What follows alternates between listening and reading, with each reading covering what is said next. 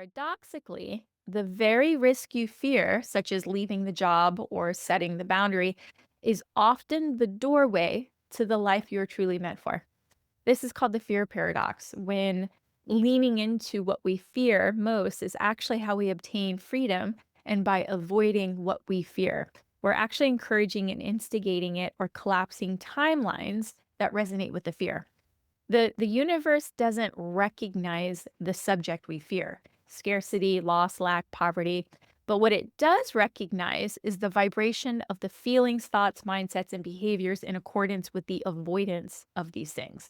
So, where the attention goes, energy flows, and you attract because the universe matches.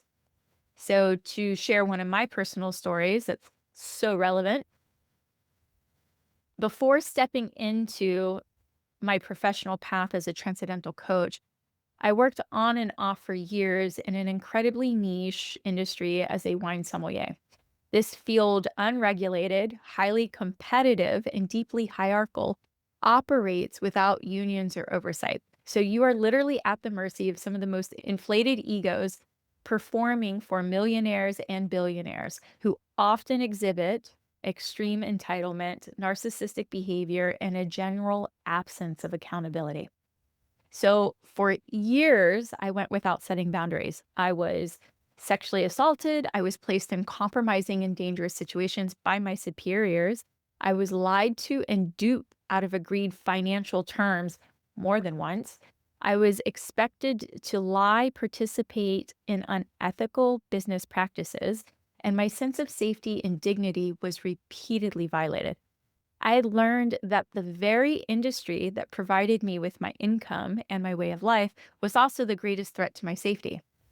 And when I finally started setting boundaries, you bet your ass I got fired. I got fired more than once. But that moment, as terrifying as it was, became one of the greatest turning points of my life.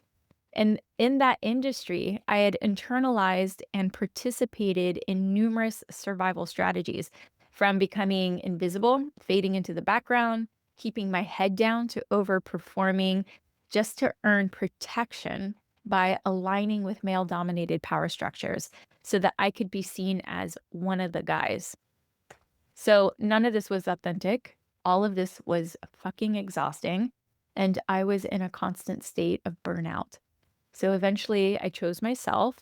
Losing jobs turned out to be a gift and in alignment with my new frequency. It forced a radical redirection, a 180-degree spin. I realigned with my values. I stepped into a path of purpose. I began expanding my comfort zone, and I became a version of myself that challenges my ego daily. So I no longer choose the ego's easy or comfortable way out. And because of that, life has become far more alive, expansive, textured, and celebrated. So today I feel more connected to my higher self than I ever have. And no, it's not because I left the wine industry. It's because I've learned to challenge my own belief systems. I confront the voice in my head that says, stay small, stay safe. But freedom doesn't come from a job title or an income bracket. It comes from deprogramming the lies we inherited about who we have to be. It comes from letting go of the outdated self we once believed we needed to be in order to survive. And it comes from proving to ourselves that who we were was just a version of us chosen in one moment. And who we are becoming, that too is a choice, a conscious, empowered, liberating choice that is determined from the now, from the present in this very moment.